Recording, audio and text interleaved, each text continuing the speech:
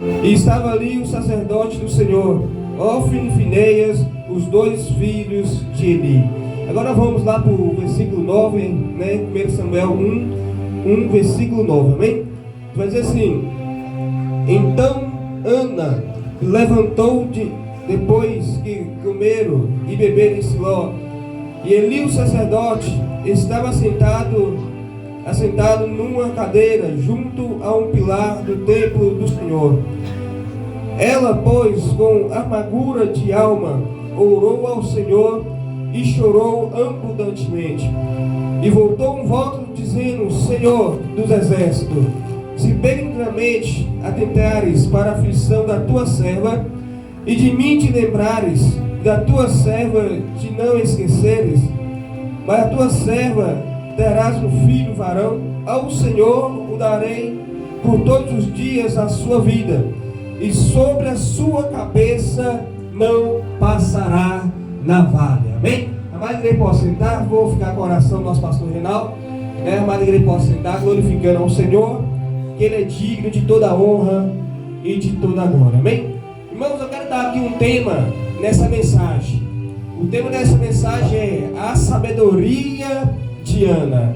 Repita comigo: a sabedoria de Ana. Irmãos, nós lemos aqui um texto bastante conhecido da Bíblia Sagrada. Nós lemos um texto aqui a qual vai falar de três pessoas iniciais, que é Eucana, Penina e também Ana. Sabemos que a história de Ana é uma história muito interessante e é um dos textos mais ministrados dentro das igrejas, porque a história de Ana, irmão, traz para nós também um fortalecimento e também uma mudança de vida, vamos dizer assim. Deus colocou nessa noite uma mensagem no coração voltado mais à área da família, né? Qual motivo a área da família? Porque sabemos que a família, ela é o princípio do Senhor sobre essa terra. Quando nós pegamos o livro de Gênesis 1:1, depois que Deus faz a criação entre os céus e a terra, você vai ver que logo em seguida, depois Deus vai formar o homem do pó da terra, e da costela do homem Deus vai formar a mulher, e ambos agora vai ser uma só carne. Vai se formar Adão e vai se formar também a Eva. E sabemos que quando o Senhor ele faz isso, Deus ele está firmando uma aliança entre uma mulher e entre um homem. E a partir daquele momento eles deveriam andar um ao lado do outro. Quer dizer, estava acontecendo ali praticamente o primeiro casamento sobre a face da terra, a primeira união entre um homem e entre uma mulher. E sabemos que o inimigo, como ele é astúcio, ele começou a tramar, planejar, para querer destruir o plano de Deus sobre essa terra. Vemos que depois que Lúcifer ele vai trair Jesus, a Deus, vemos que então agora o Senhor pega ele e joga do céu para a terra. Quando Deus joga Lúcifer do céu para a terra, a Bíblia vai dizer então que agora Lúcifer agora vai se tornar agora Satanás. E como Satanás ele descobre que ele perdeu o direito de retornar aos céus. Ou seja, uma vez que ele dizia: subirei aos céus acima das estrelas, edificarei o meu trono e serei como o Altíssimo. Ali ele estava querendo ser igual a Deus, e ninguém pode ser igual a Deus. Quando Deus escuta que Lúcifer agora está tramando edificar o teu trono e está querendo ser igual a ele era, a palavra de Deus vai dizer então que Deus agora pega Lúcifer pelo colarinho, arranca o dom do louvor, o dom da adoração, as pedras preciosas que existiam nele, toma a chave da terra e joga Lúcifer agora do céu para a terra. Lucas 10:18, se não me falha a memória, Jesus dando com os discípulos, e aí vai dizer assim: eis que eu vi Satanás cair feito raio. Quando Jesus fala isso, Jesus está dizendo: olha, eu estava lá no princípio, quando Lúcifer então trair Jesus, quando Lúcifer então ser igual a Deus. E Deus não vai dizer, irmão, que agora Satanás agora começou sempre a tramar, sempre tentar apanhar o povo, ter uma vida em comunhão com o Senhor. A primeira pessoa sobre a face da terra que passou pela tentação de Satanás foi Adão. E porque foi lá no jardim onde houve o primeiro pecado, o pecado a qual Deus virou para eles e disse: de todos os frutos que existem dentro do jardim você pode comer, mas do fruto ali você não pode comer. A palavra do Senhor vai dizer então que quando agora a serpente começa a induzir a Eva come daquele fruto, e comendo daquele fruto, eles abriram os olhos carnais, porque eles antigamente, eles tinham os olhos espirituais. A palavra do Senhor diz então que ambos viu que eles estavam nus. E como eles estavam nus, agora eles tiveram viu que havia pecado. Eles começaram agora a ter, vamos dizer assim, naquele tempo, naquela época, vergonha um do outro, que eles viram que eles estavam nus.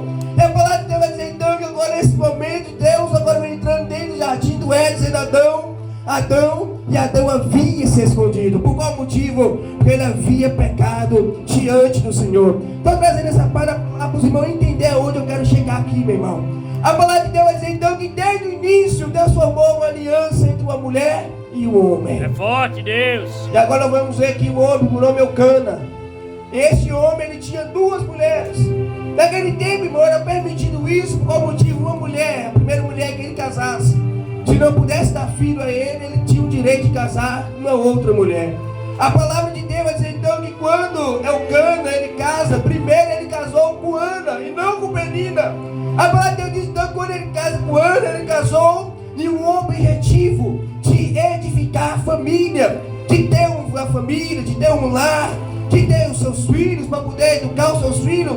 Esse era o propósito de Eucana e esse também é o propósito de Ana. Vemos no ano atual que nós vivemos, século 21 que nós vivemos, todo homem, toda mulher, ele quer edificar a família. Por mais que tenha homem que quer dizer, olha, eu não quero ter filho. Muitas vezes a mulher fala, eu também não quero ter filho. Mas você vai ver que sempre no final, ela acaba tendo um filho. O homem também acaba tendo um filho também sobre essa terra. O propósito de Eucana, o propósito de Ana, meu irmão, era edificar uma família. Porém, naquela época havia princípios bíblicos, a qual vem desde Moisés em diante pelas leis, dizendo que todavia, todo momento, quando uma mulher estava se tornando a sua fase adulta, não era ela própria que escolhia o seu marido, mas sim teu pai e a tua mãe que escolhia o esposo que aquela filha deveria ter. A palavra de Deus diz então, irmão, que nós vemos aqui uma coisa muito interessante. Desde aquele tempo, por tempos atuais que nós vivemos. Pastor Reinaldo, nós vemos que o mundo que nós vivemos hoje está virado de cabeça para baixo. Por qual motivo nós vemos hoje? Muitas das vezes, quando o pai e a mãe assustam, a filha já está tendo relacionamento por aí.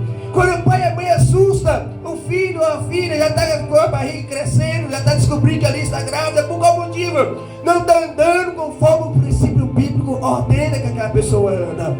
Naquele tempo era diferente, irmão.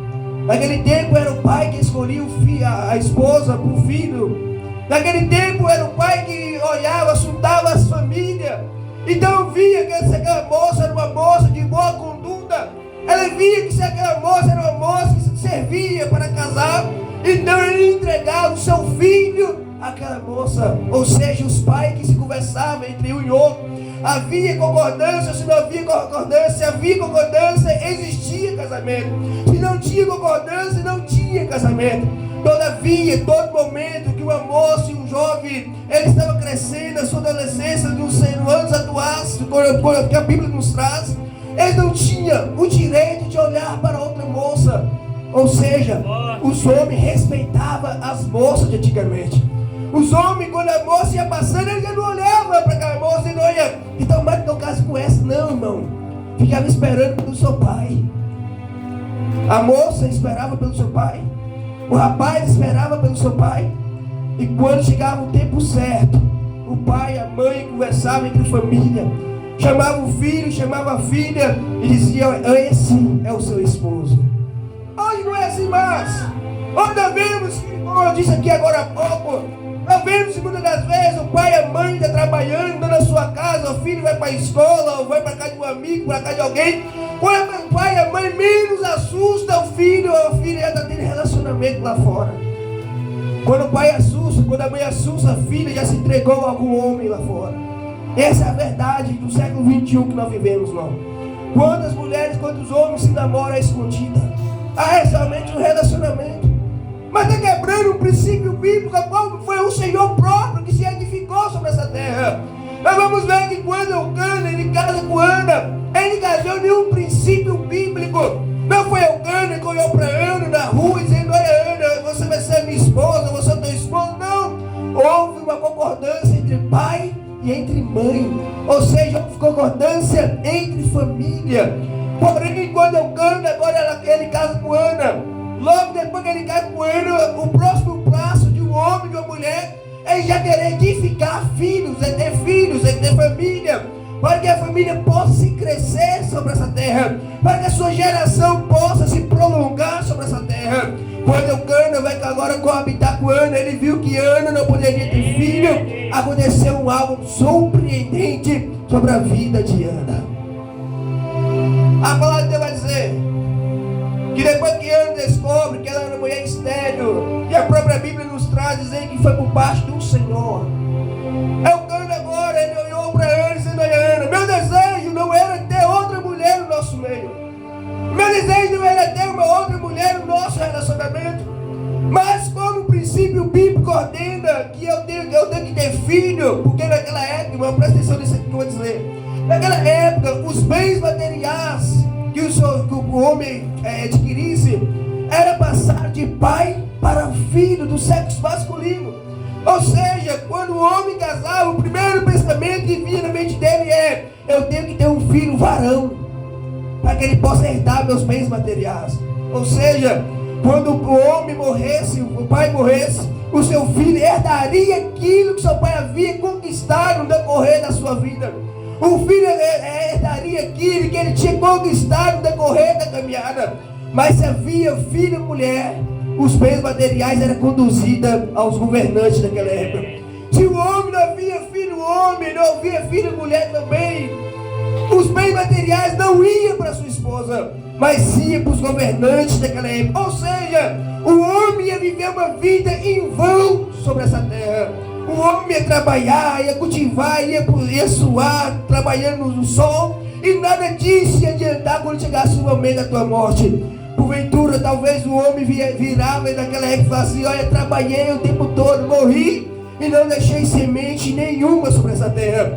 Eu morri e não deixei herdeiro sobre essa terra. Então isso era uma vergonha para o homem, irmão. Quando ele casava, o primeiro pensamento do homem é: eu tenho que ter um filho varão, porque quando eu morrer, ele vai herdar os meus bens materiais.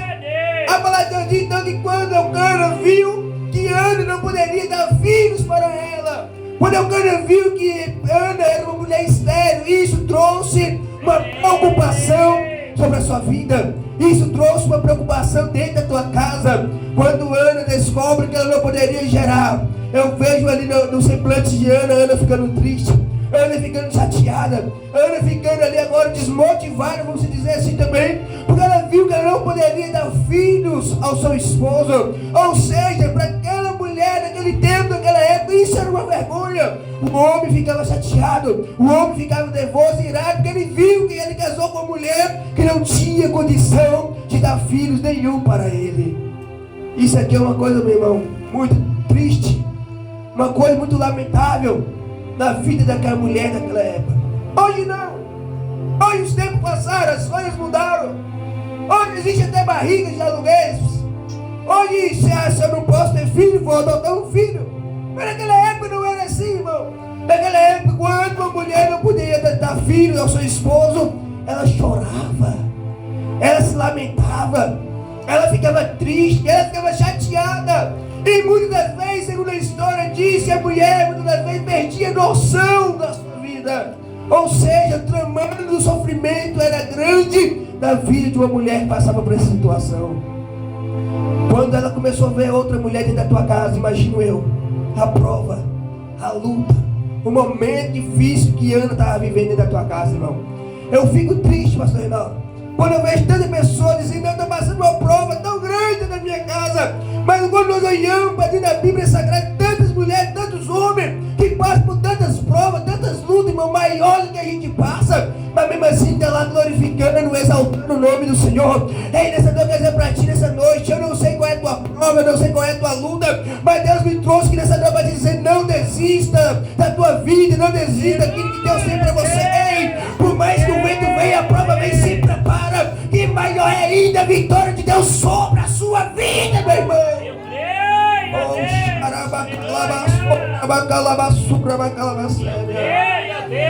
eu quero dizer para ti nessa noite: a vitória de Deus na sua vida é maior do que as suas lutas. Verdade, Deus. As provas que você está passando, irmão, Não vai se comparar com o tamanho da glória, o tamanho do milagre que Deus vai derramar sobre a sua vida.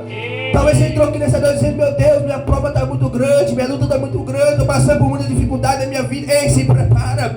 Não existe um crente que não passa por prova, irmão, sem ter a vitória no final. Aqueles que não conseguem ter a vitória no final porque desistiram no meio da caminhada. Mas nessa noite, essa pra ti, nessa noite, eu estou pregando para um povo aqui que é guerreiro do Senhor.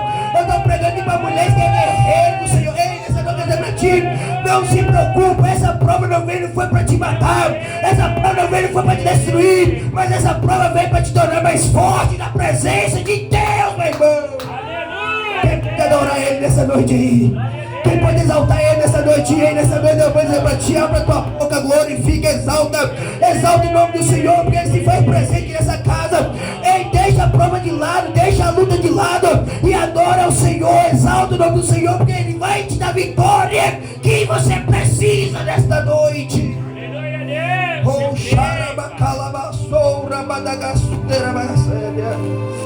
meu Deus. A palavra de Deus vai dizer então que Ana vai começar a passar momentos difíceis sobre a sua vida. Ana vai começar a passar por momentos turbulosos sobre a sua vida. Ana vai passar por momentos de dificuldade. Momentos de dificuldade que eu creio eu que mulheres no tempos atuais não querem viver. Imagina depois que você casar com sua companheira, você não puder ter filhos, vem uma mulher dentro da tua casa e começa a querer te maltratar.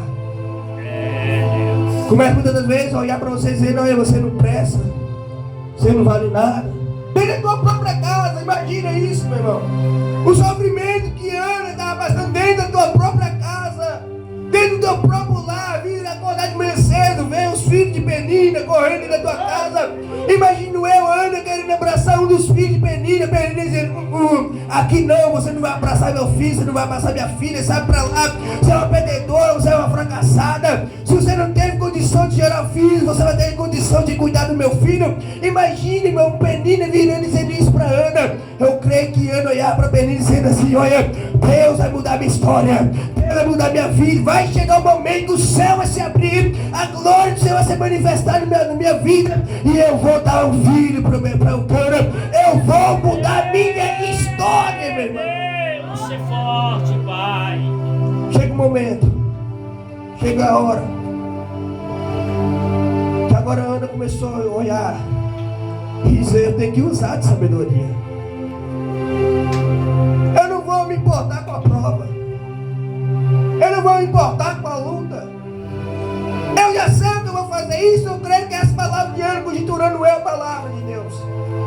Chega o momento que Ana, eu creio eu que Ana virou para talvez o seu próprio quarto, num lugar separadinho, onde ela podia olhar para Deus e dizer: Deus, eu tenho certeza que você vai mudar minha história.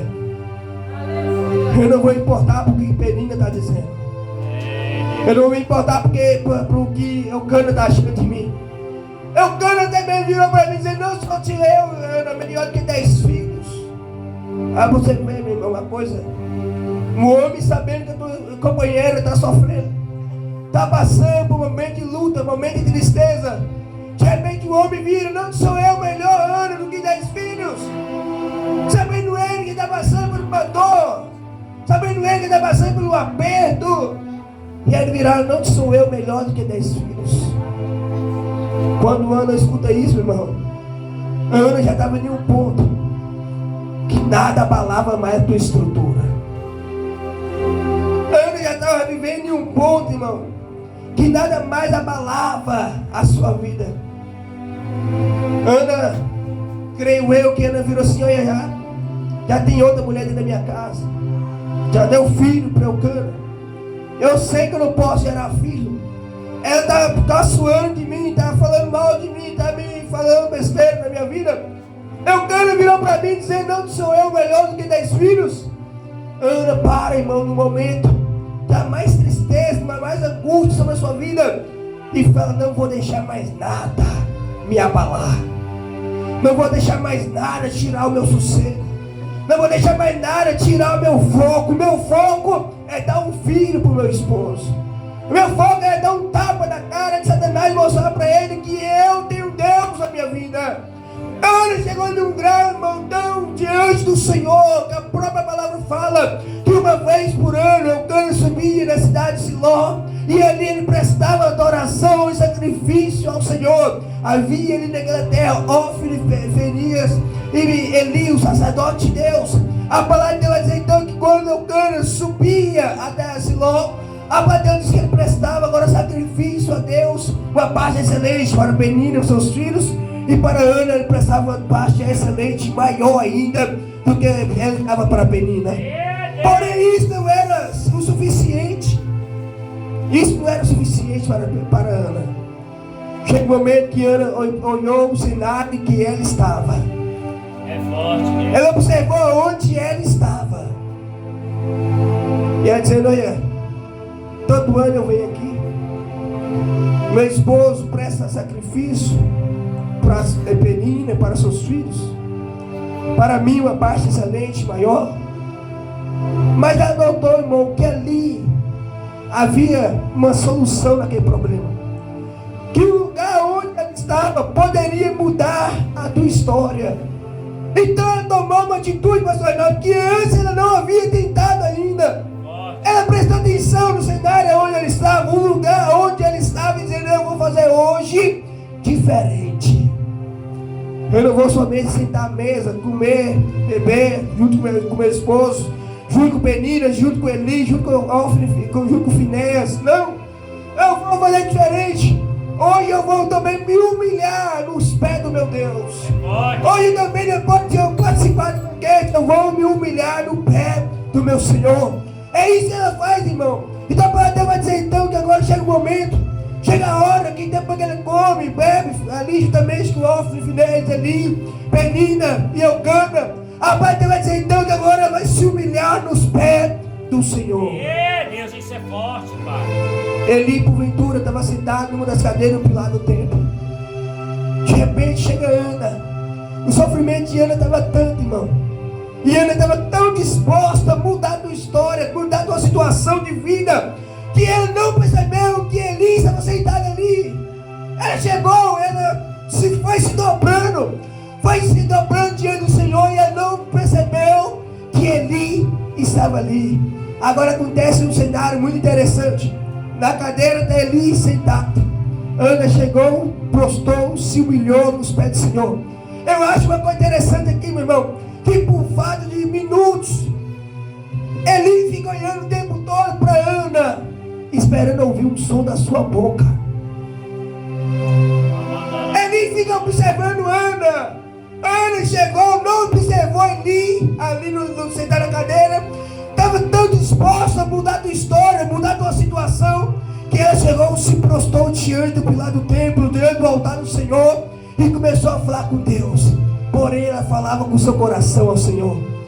Quando ela falava com o seu coração, o Senhor está ali agora olhando para Ana e esperando ouvir uma oração de Ana, esperando sair alguma palavra da boca de Ana, mas ele não ouvia nada sair da boca de Ana. Sabe o que é isso, irmão? É estratégia.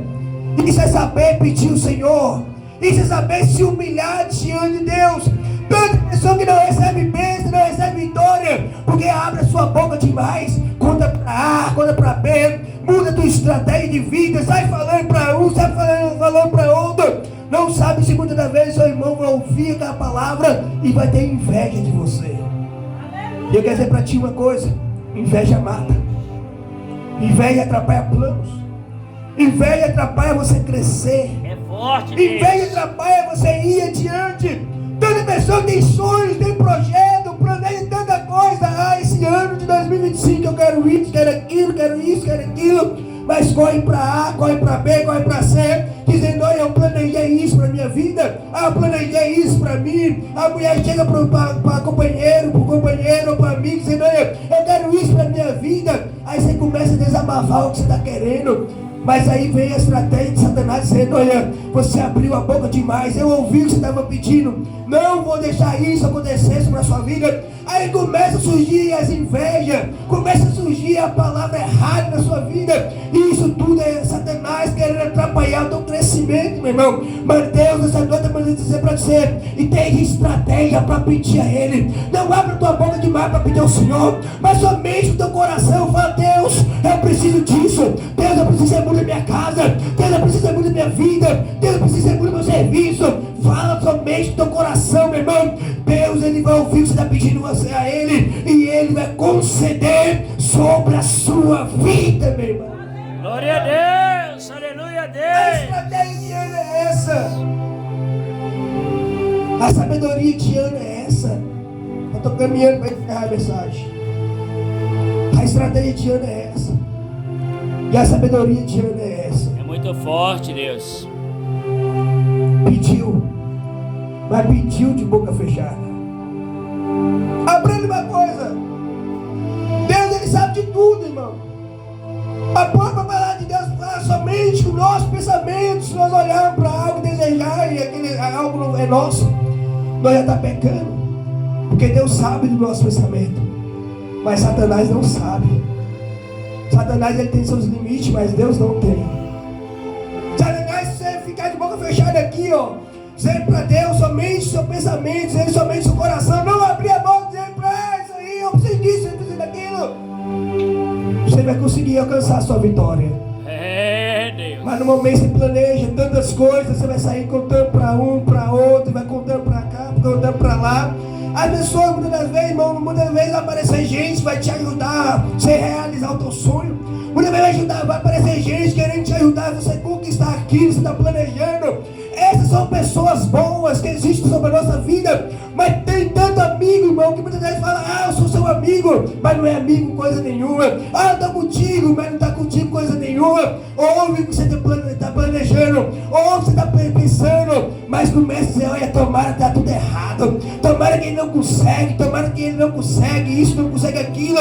Isso é a palavra de Satanás, meu irmão. Mas quando você pede somente a Deus, e somente ao Senhor você se humilha, somente ao Senhor você busca, somente ao Senhor você pede, Satanás não tem poder para ouvir os seus pensamentos. Aí Deus abre as portas do céu e envia o anjo em sua direção, dizendo: olha, vai lá, abençoa ela, vai lá, abençoa ele, porque ele me pediu com sabedoria.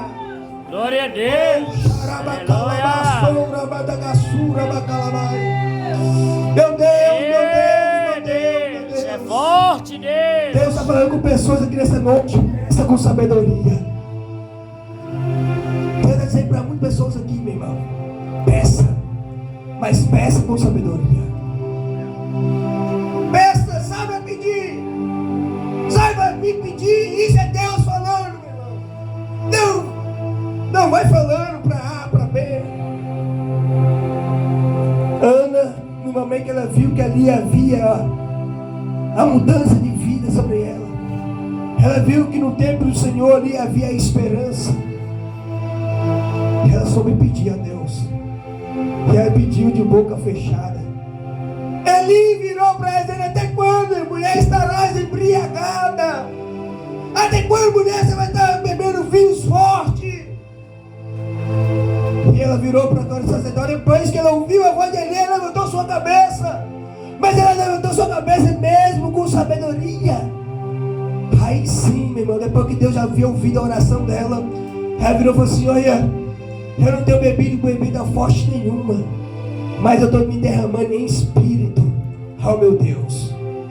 Ele virou e disse para ela, sem saber o que ela tinha pedido a Deus, irmão, e disse: olha, então vai, e que Deus conceda aquilo que você pediu a Ele.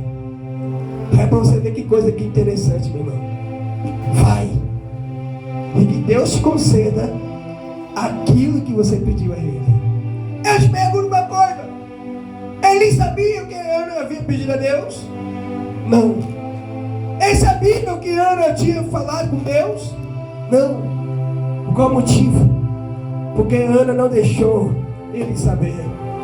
Ela entendeu que aquilo que ela havia pedido ao Senhor era somente entre ela e Deus. Agora, que coisa interessante, irmão. Então, como é que ela descreve no livro de Samuel, dizendo que ela pediu um filho varão? Porque depois que havia tudo acontecido, quem escreve o próprio livro é Samuel. Depois que ela havia adquirido a bênção, a vitória que ela vinha pedindo. Ela contou para o seu filho, dizendo: filho, eu te pedi, mas eu desejei no meu coração e firmei minha palavra. Deus, eu quero um filho varão. Ou seja, ela determinou como que ela queria a sua bênção. Tem tanta gente, irmão, que quer tanta coisa, mas não sabe verdadeiramente aquilo que quer. Tem tanta gente que quer tanto pedir Deus, tanta coisa. Deus, eu quero isso, Deus, eu quero aquilo, mas não quer saber verdadeiramente o que ela está precisando, ou o que ele está precisando. É forte, A Deus. necessidade de Ana, irmão, era ter um filho homem. É forte, hein, Deus. E o que ela vai dizer a Deus? Deus, eu quero uma filha mulher. Não. Deus, eu quero um filho varão. Por qual motivo ela pediu isso? Porque sabia que havia uma impostora dentro da tua casa, que estava prestes a levar teus bens materiais, a qual o teu esposo havia adquirido sobre essa terra. Vamos pegar aqui, irmãos. Não se assuste com o que eu vou te falar nesse momento. Mas vamos trazer para o século 21 que nós vivemos e colocar a Penina como Satanás. Ana como uma pessoa está querendo receber uma bênção da parte do Senhor, e Eucana, o homem que vai dar suporte para aquela pessoa. Vamos observar aqui uma coisa. O inimigo todo dia ele fica querendo ver cada vez mais fracassado. O inimigo cada dia quer ver a gente frustrado. O inimigo cada dia quer destruir nossos planos, nossos projetos. Ele quer roubar aquilo a qual nós adquirimos sobre essa terra. Mas do outro lado está Deus nos observando. E quando nós determinamos sobre a nossa vida, meu irmão, que Satanás não vai levar aquilo que Deus nos deu, Satanás não consegue carregar. Quando nós determinamos que Satanás não vai roubar da nossa mão aquilo que nós tanto pedimos ao Senhor, muitas vezes nós dobramos nossos joelhos na madrugada, muitas vezes perdemos horas de sono, acordados, dizendo: Deus, eu preciso disso. Muitas vezes você sabe o seu serviço, não perde momentos de horário de almoço, não almoça, não come, não toma um café, preocupado com aquilo, você está tanto pedindo na sua vida, chegou na sua mão a bênção. De repente Satanás disse: agora eu vou carregar, agora eu vou levar. Se você estiver ligado o seu pensamento em Deus, firmado o teu pensamento no Senhor, Satanás não consegue carregar a bênção que você pediu tanto a ele. É, Deus. Vou finalizar aqui a mensagem dessa noite. O que estava acontecendo na vida de Ana é que ela estava perdendo aquilo que era por direito dela, ainda que tinha que ir para a mão do seu filho primeiro, mas indo para a mão do filho dela, estava bem com ela. O que ela pediu a Deus? Deus, eu quero um filho varão. Ela determinou a sua bênção, ela determinou a tua vitória, dizendo: Deus, eu quero um filho varão. Por que um filho varão, irmão? Porque ela quer dar um tapa na cara de Satanás, dizendo: aqui não, Satanás, aqui você não vai roubar aquilo que Deus me deu. Aqui não, Satanás, aqui você não vai roubar aquilo que eu tanto batalhei para ter. Deus está dizendo para ti nessa noite, meu irmão. Fala para Satanás uma coisa, dizendo: aqui não, você não vai roubar de mim aquilo que eu tanto batalhei para ter. Peça a Deus, fala com Deus. Deus me reverte, me dá autoridade. Deus me dá cada dia mais sabedoria. Que a minha sabedoria que Ana pediu o Senhor em silêncio. Quer ter crescimento na tua vida? Pede em silêncio. Deus me dá sabedoria, Senhor. Deus me dá sabedoria para me pedir, ficar de boca fechada. Para quando eu alcançar minha bênção, para quando eu alcançar minha vitória, aí sim as pessoas vão ver. Aprenda uma coisa, irmão. As pessoas primeiro você tem que receber na sua mão, para depois você falar aquilo que você tinha pedido para Deus. Foi isso que Ana fez. Depois que ela recebeu Samuel sobre os teus braços, depois que ela teve Samuel sobre a sua vida, ela trouxe Samuel da casa do Senhor, virou para Eucana, para Eli, dizendo, o sacerdote de Deus ali, e disse: olha, lembra daquele dia que eu estava chorando? Lembra daquele dia que eu estava aqui de joelho? Cheguei aqui, nem te observei que você estava sentado na cadeira, de tanto que eu estava ligado em Deus, de tanto que eu estava determinado na minha vitória, na minha bênção. Você virou para mim e disse: vai, e que Deus conceda na sua vida aquilo que você pediu. Está aqui aí é o resultado. O resultado do crente é esse, meu irmão. Depois que você receber, depois que você ter na mão, aí sim as pessoas vão ver aquilo que você pediu para Deus. É, Pai. Amém? Fique com essa palavra no teu coração, irmãos. Peça a Deus cada dia sabedoria e Ele vai te dar. Amém? Louvado seja o nome do Senhor. Tenha cada dia sabedoria. Eu converso todo dia com minha esposa. Nós falamos a respeito disso. Honra e glória do Senhor, irmãos. Eu estou feliz hoje, pastor Reinaldo, porque hoje eu estou completando 8 anos de casado. Oh, glória. Nós já comemos tanta coisa junto, tanta prova, tanta luta, que nós já passamos. Nós estávamos conversando com isso hoje. Tanta prova, tanta luta, tanto momento de humilhação, momento de alegria que nós passamos. Creio que isso faz parte de todos os casais, irmão. Passa por prova, passa por luta, mas sempre está ali, porque nós estamos ligados no pensamento nosso, que é o Senhor. Tenha isso dentro da tua casa. Quer ter sua esposa bem sucedida, seu marido bem sucedido, um esposo feliz dentro da tua casa, uma esposa feliz dentro da tua casa? Peça a Deus sabedoria, peça a Deus conhecimento. Cada dia mais procura conhecer o seu companheiro. Vai ter momento que a mulher vai estar chateada. Vai ter momento que eu vou chegar em casa para os homens. Vai ter momento que eu vou chegar em casa, a mulher vai estar. Aí nós temos que ter sabedoria para não ficar indagando com a mulher.